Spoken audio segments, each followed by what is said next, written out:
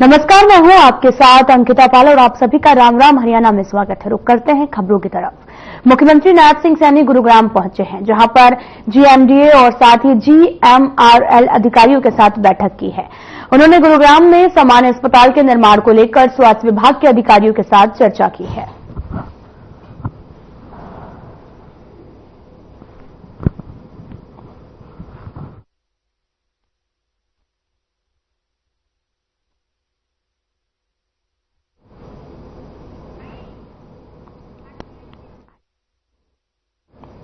खबर सिरसा से है, जहां पर हरियाणा के मुख्यमंत्री नायब सिंह सैनी ने सिरसा के गांव फुलका में महाराजा सूरजमल की प्रतिमा का अनावरण किया है। इस मौके पर शिक्षा मंत्री महिपाल डांडा ने भी महाराजा सूरजमल को श्रद्धांजलि दी है और कहा कि उनकी प्रतिमा आने वाले पीढ़ियों को प्रेरित करेगी। साथ ही कार्यक्रम के दौरान स्थानीय ग्रामीणों ने मुख्यमंत्री और शिक्षा मंत्री का जोरदार स्वागत किया है। कार्यक्रम में मुख्यमंत्री ने कहा कि महाराजा सूरजमल के योगदान को याद करते हुए वे साहस, न्याय और लोक कल्याण के प्रतीक थे। उनकी शिक्षाएं और आदर्श आज भी समाज के लिए प्रेरणादायक है। सरकार ऐतिहासिक महापुरुषों की विरासत को सहेजने के लिए प्रतिबद्ध है। वहीं इस अवसर पर कई सांस्कृतिक कार्यक्रम भी आयोजित किए गए, जिसमें महाराजा सूरजमल के जीवन और संघर्ष को दर्शाया गया है।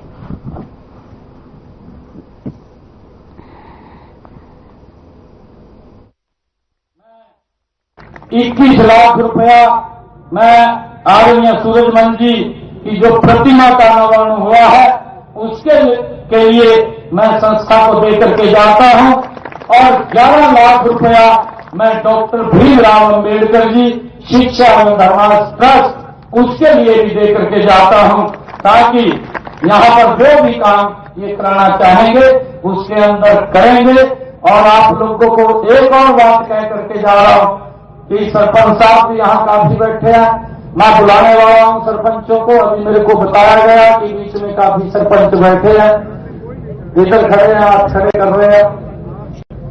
आप लोगों को मैं बुलाने वाला हूँ और कई काम आप लोगों को हम देने वाले भी हैं। मेरा आप लोगों से आग्रह है कि समाज हित के अंदर लग करके हम उन कामों को पूरा करेंगे और विकास के लिए, क्योंकि इतना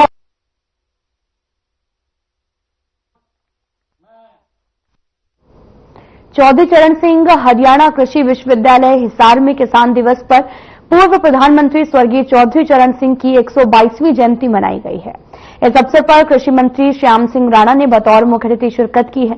साथ ही नलवा से विधायक रणधीर पनिहार विशिष्ट अतिथि के तौर पर उपस्थित रहे। कार्यक्रम में प्रदेश के कई जिलों से भी आए प्रगतिशील किसानों को सम्मानित किया गया। इस दौरान कृषि मंत्री ने कहा कि प्रदेश की सरकार ने किसानों की आर्थिक स्थिति सुधारने के लिए एमएसपी की गारंटी दी है, जिसमें किसानों की आय बढ़ाने में मदद मिलेगी। किसानों को आत्मनिर्भर बनाने के साथ साथ हमें मृदा स्वास्थ्य बनाए रखने के लिए भी खेत को आत्मनिर्भर बनाना होगा।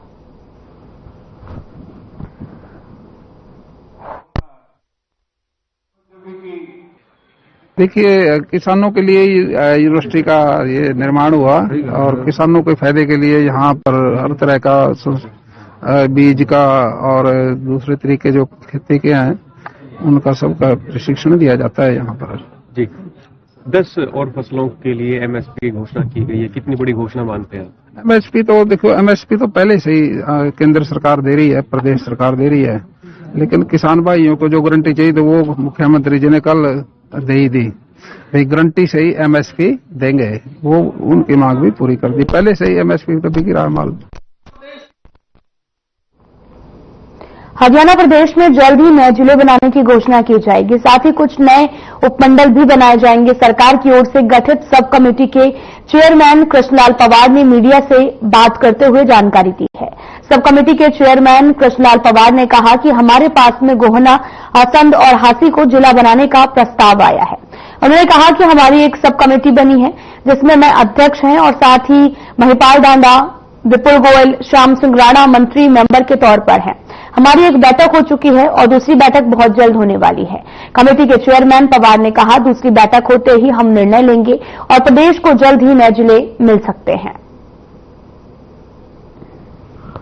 कांग्रेस पार्टी ने सदा बाबा साहब का अपमान किया है, इसलिए जैसे कि उन्होंने गृह मंत्री अमित शाह जी के ऊपर बात उठाई है, उनका ये मन नहीं था। उन्हें दुखी मन से एक बात कही थी कि बार बार आप बाबा साहब का नाम ले रहे हैं, तो आप भगवान का भी नाम इतनी बार ले लेते, शायद भगवान भी आपकी सुनाई नहीं करता। लेकिन आपने, उनको शब्द दिए थे, लेकिन आपने आज आप बाबा साहब का बार बार नाम ले रहे, लेकिन आपने सदा बाबा साहब का अपमान किया है।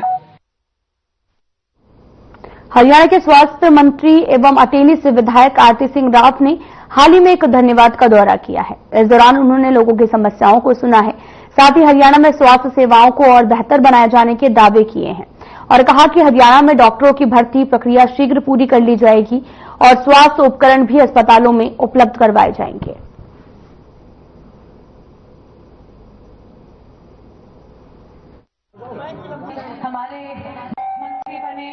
काफी वक्त से चाहती थी कि मैं गांव-गांव जाऊं और लोगों का धन्यवाद दूं, मगर मसरूफ होने की वजह से नए मंत्रालय हमने संभाला है और बहुत अनेकों चीजें हैं जो करनी है, तो मैं नहीं आ पाई। मगर जैसे ही मुझे वक्त मिला तो मैं आई हूं आज के दिन उन लोगों का धन्यवाद करने की, उन्होंने मुझे जिताया, यहाँ पे पहुंचाया है और मेरे से जो भी होगा उनके लिए जरूर करूंगी। जहां तक बात अटेली की है तो ये मेरी कर्म भूमि है और पहली बारी मैं इलेक्शन लड़ी हूं और पहली बारी मैं इलेक्शन जीती हूं, तो मैं ये कहूंगी कि पहली बारी विधायक बनना और जिन लोगों ने मुझे विधायक बनाया है उनके लिए, उनके प्रति मैं बिल्कुल पूरी तरह से कृतज्ञ हूं। उसको दूर करना है। और आज के दिन के बाद सरपंच जी के भाई ने बोली कि अगर ये मांग तो शाम में सदस्यता अभियान को लेकर बीजेपी पार्टी का तोशाम विधानसभा क्षेत्र के पदाधिकारी कार्यकर्ताओं की अहम बैठक हुई है। बतौर मुख्य अतिथि पूर्व कैबिनेट मंत्री डॉक्टर बनवारी लाल उपस्थित रहे। इस अवसर पर पार्टी के पदाधिकारियों ने बाबा मुंगीपा की पावन धरती पर पहुंचने पर जोरदार स्वागत किया है। इस दौरान पूर्व मंत्री डॉक्टर बनवारी लाल ने कहा कि सभी कार्यकर्ताओं को सक्रिय सदस्य बनने के लिए कम से कम 50 सक्रिय सदस्य बनाने होंगे। उन्होंने प्रदेश में तीसरी बार पूर्ण बहुमत से सरकार बनने पर सभी कार्यकर्ताओं को बधाई दी है।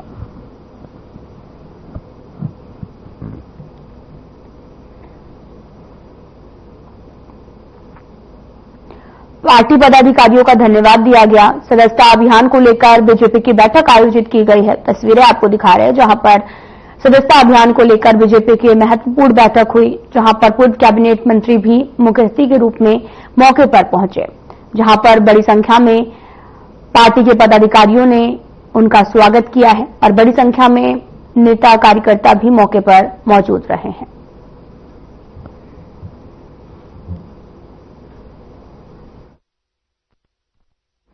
खबर चंडीगढ़ से है, जहां पर एक बार फिर से प्रदेश कांग्रेस में गुटबाजी देखने को मिली है और 18 दिसंबर को जारी की गई जिला प्रभारी की सूची पर लगी रोक लगा दी गई है और इस रोक के लिए प्रदेश कांग्रेस प्रभारी दीपक बावरिया ने आदेश जारी किए हैं।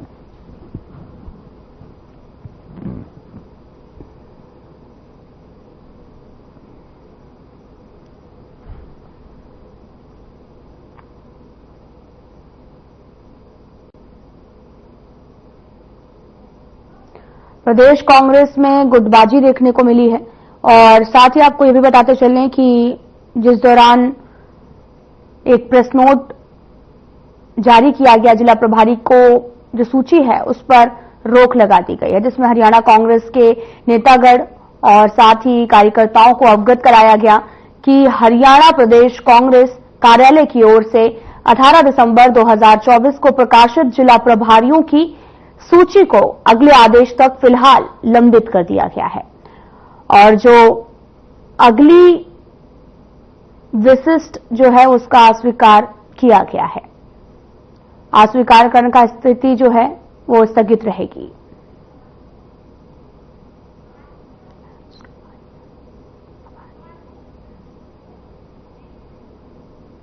चरखी दादरी लघु सचिवालय में जिला लोक संपर्क और साथ ही कष्ट निवारण समिति की बैठक का आयोजन हुआ है, जिसमें कृषि मंत्री श्याम सिंह राणा और बारला विधायक उमेद पातुवास ने शिरकत की है और बैठक में कुल 13 शिकायतों की सुनवाई भी हुई है, जिसमें 7 शिकायतों का मौके पर निपटारा किया गया और बाकी 6 शिकायतों को समय सीमा के अंदर निपटाने के आदेश दिए गए हैं। बैठक में डीसी मुनीश शर्मा सहित जिला प्रशासन के अधिकारी मौजूद रहे। कृषि मंत्री श्याम सिंह राणा ने अधिकारियों को संबोधित करते हुए कहा कि समय पर काम करने से शिकायतों में कमी आएगी।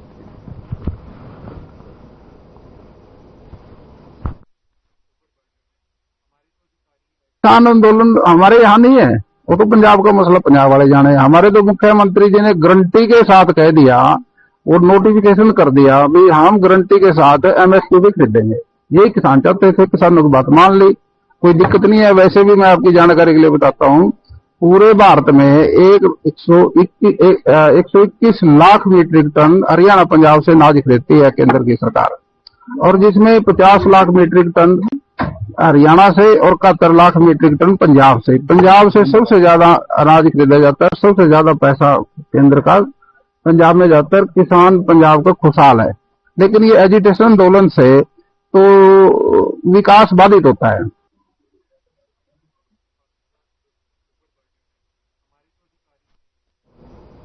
केंद्रीय गृह मंत्री अमित शाह ने जब से डॉक्टर भीमराव अम्बेडकर पर विवादित बयान दिया है, तब से उनके खिलाफ लगातार विरोध प्रदर्शन चल रहा है।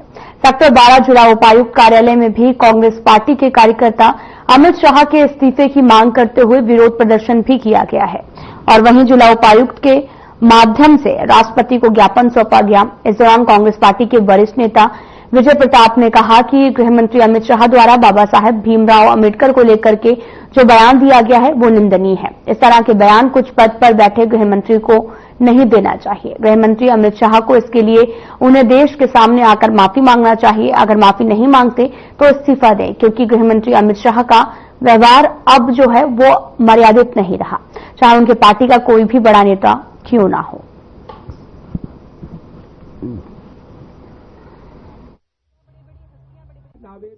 मैं पूरी टीम को दिवाकर जी और रणदीप चौहान जी और उनकी पूरी टीम को बहुत बहुत बधाई और बहुत बहुत शुभकामनाएं देता हूं। जो सफल आयोजन तीसरी बार गुजर महोत्सव का उन्होंने किया और यहाँ पर हमारे जो रीति रिवाज है पुराने, हमारे बुजुर्ग, हमारे दादा दादी, नाना नानी, हमारे और बुजुर्ग जिस तरह से उनके वेशभूषा होती थी, जिस तरह से वो चक्की चलाते थे या दूध पिलोते थे, चौका लगाते थे और हमारी वो मशीन होती है न्यार काटने की, उसको सारे हमारे कस्टम रिलीजन के बारे में यहाँ पर अलग अलग स्टॉल लगा करके दर्शाया गया, दिखाया गया।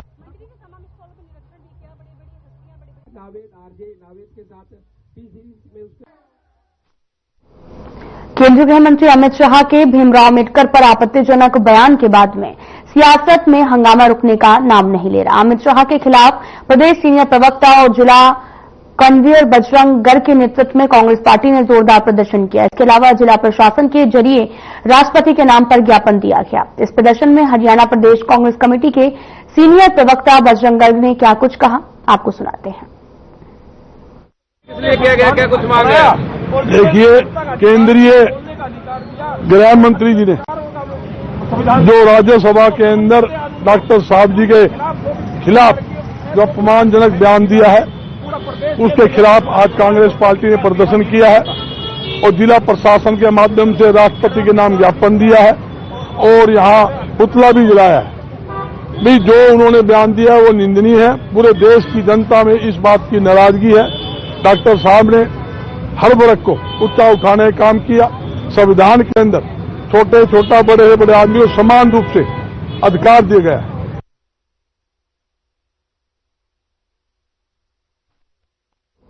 खबर करनाल से है, जहां पर सेहत की तरफ से बढ़ते रुझान को देखते हुए ज्यादा से ज्यादा लोग ऑर्गेनिक खेती की तरफ आकर्षित हो रहे हैं और ऐसे ही एक प्रयास जो है वो करनाल के बागवान रमन का है, जो कि रासायनिक उर्वरकों के प्रयोग के बिना कश्मीरी एप्पल बेर की ऑर्गेनिक खेती से लाखों का मुनाफा कमा रहे हैं। दूसरे किसान भाइयों को सलाह दी जा रही कि रासायनिक खेती को छोड़ प्राकृतिक खेती से भी ऐसे फलों की पैदावार प्राप्त करें और लोगों की अच्छी सेहत सहित उत्पादकता को भी जो है वो लाखों का मुनाफा दे सकते हैं। रमन के इन प्रयासों को ताकने के लिए केवल देश नहीं बल्कि विदेशी लोगों का भी तांता लगा हुआ है। थाईलैंड से आयोजित प्रजाति का कश्मीरी एप्पल बेर प्रदेश के किसानों की आय बढ़ाने में मददगार साबित होगा।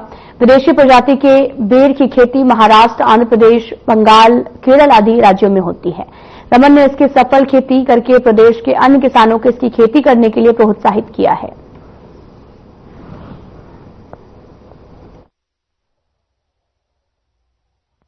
ये कश्मीरी एप्पल बेर है और ये लाल रंग का और फिर धीरे धीरे ऑरेंज कलर का और फिर धीरे धीरे पीले रंग का बेहद ही मीठा फल होता है, बहुत ही मीठा। कितने एरिया के अंदर इसको आपने ये 2 एकड़ में है जी। कब शुरुआत करी गई है? इसकी शुरुआत हमने की थी 2020 में जी। और ये फल ऐसा है, 2020 में हमने जून में ये पौधे लगाए थे और 2021 में फरवरी में इसने फ्रूटिंग दे दी थी। और इसकी फ्रूटिंग मैं पुनः दोहराना चाहता हूँ, बहुत ही मीठी होती है। कितना लाभ अभी तक ले पाए 2020 से अब 24 तक? लाभ की काउंटिंग तो नहीं है, लेकिन बहुत अच्छी इसमें इनकम। किस तरीके से देखभाल इसकी की जाती है? क्योंकि इस पौधे को सामान्यतः कोई विशेष देखभाल की जरूरत नहीं होती है। नॉर्मली जो बारिश का पानी है उससे ही काम चल जाता है। So many things. I like new plants for me. I like just the weather, just different from my. Yeah, techniques are quite different. Plants are quite different. And I think there is a very good care here about what plant is helping another one. And there is a good interdependence. Organic for sure is more better because you have more consciousness in the making growing the plants, more respect with all life and yeah.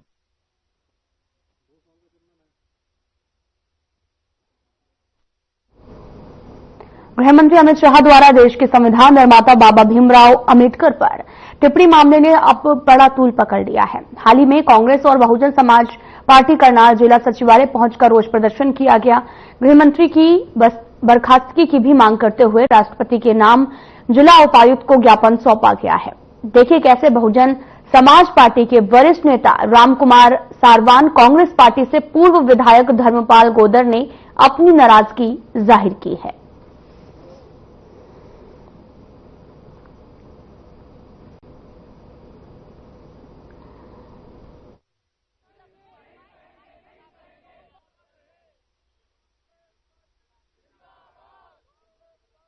Bharat सरकार के गृह मंत्री ने जिस प्रकार से बाबा साहब का तिरस्कार करने की कोशिश की, ये उस रोष में ये ज्ञापन दिया जा रहा है कि उनको बर्खास्त किया जाए, अमित शाह को।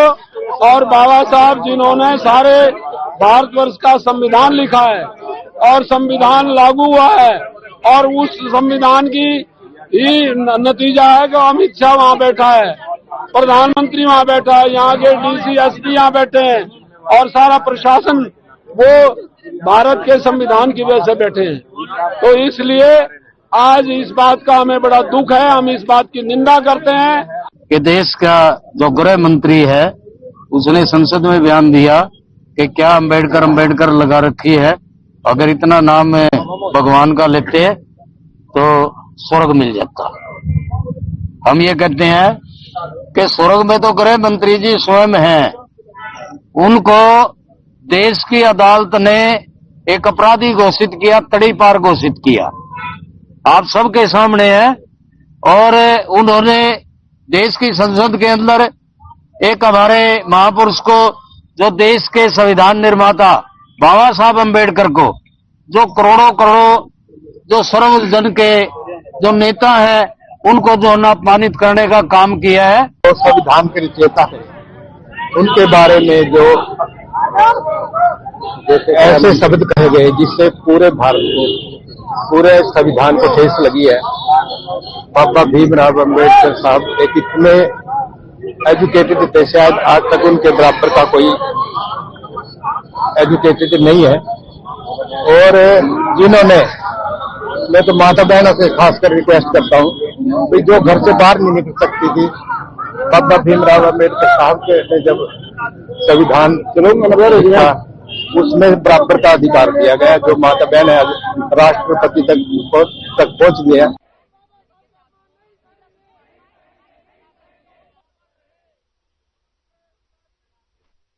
कैथल के पांडला गांव में उस समय सनसनी फैल गई जब गांव के तालाब में एक महिला की लाश होने की सूचना मिली है। सैर करने आए लोगों ने एक लाश को तालाब में तैरते हुए देखा तो तुरंत सरपंच को फोन किया गया। सरपंच ने मौके पर पहुंचकर पुलिस को बुलाया। पुलिस ने गांव वालों की मदद से लाश को बाहर निकाल दिया। बाहर निकालने के बाद लाश की पहचान हुई और गांव की ही रहने वाली संतोष नाम की महिला जो कि 50 साल की थी।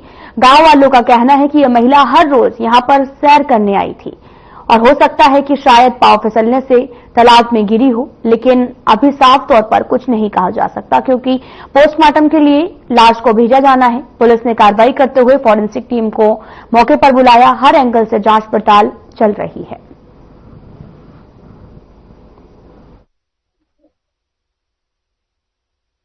देखो जी, सुबह फोन आया था मेरे पास करीब 8:30 बजे सरपंच साहब का। तो उन्होंने बताया कि डेड बॉडी है जी यहाँ तालाब में, और उस सूचना पर मैं पहुंचा मौके पे। कर्मचारी, साथी कर्मचारी जो भी पहुंचे, तो उसके बाद फोरेंसिक टीम को सूचित किया गया।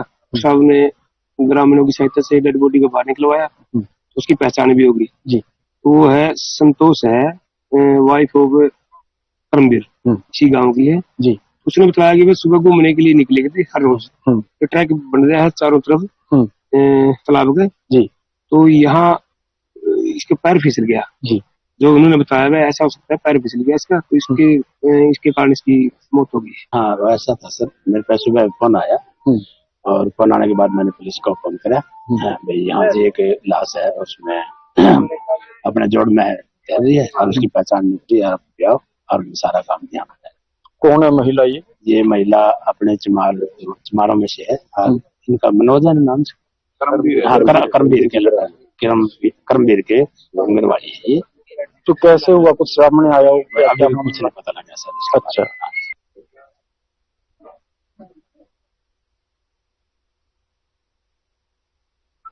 नगरपालिका संघ के बैनर तले सफाई कर्मचारियों ने मांगों को लेकर शहर में प्रदर्शन किया। वर्तमान सरकार के खिलाफ जमकर नारेबाजी की। स्थानीय बसिया भवन चौक से विजय चौक स्थित कैबिनेट मंत्री श्री चौधरी के निवास स्थान पर पहुंचे और ज्ञापन पत्र सौंपा गया। कर्मचारियों का कहना है कि यदि सरकार उनकी मांगे नहीं मानती है तो 12 और 13 जनवरी को सामूहिक भूख हड़ताल करेंगे।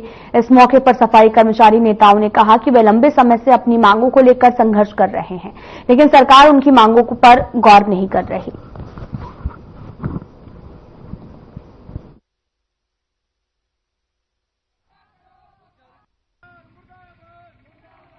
सुरेश प्रधान इकाई का जी, हम मैडम से ज्ञापन देने आए जी। पहले तो वे रियल है जिनका बच्चों कर्मचारियों का ये डिमांड है जी, वे भर्ती नहीं करे जी। काफी समय से कमेटी में आदमी कम है और 100 फुट का एरिया रोज का बढ़ता है और कर्मचारी कम होते जा रहे हैं।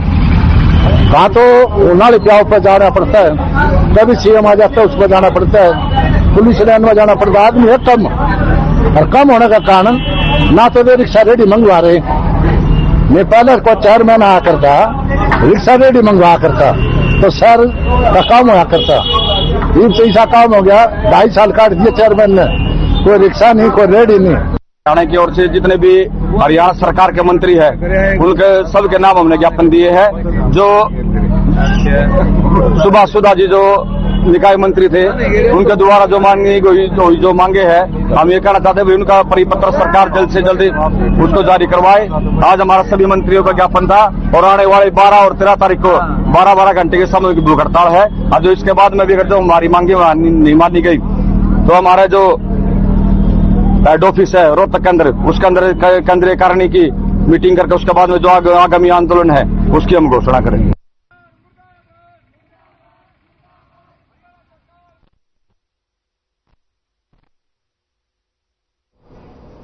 फिलहाल वीडियो में इतना ही। नमस्कार।